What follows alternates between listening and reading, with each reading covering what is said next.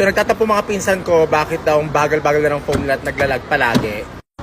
Naka iPhone 12 yan, naka iPhone 13 to. Ito rin, putang ina. Pero gusto daw nilang 14 Pro para mas mabilis. Para dito naghahang pag tumatawag ako sa kanila. Kalo. Oh, yan na sila. Ngayon lang nabubuhay pag binibilihan. Nako. Anong gigabyte? 256. Ano? 256. Ay, wawa. Choosy. Ayun yung 128, mas mura. Hindi mo lang 1 tera.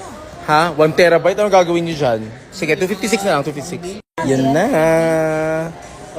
Sayo kayo. Oh, happy na naman sila. Gumastos na naman ng almost 300k. Vlog sila. Ayan, vlog mo sila.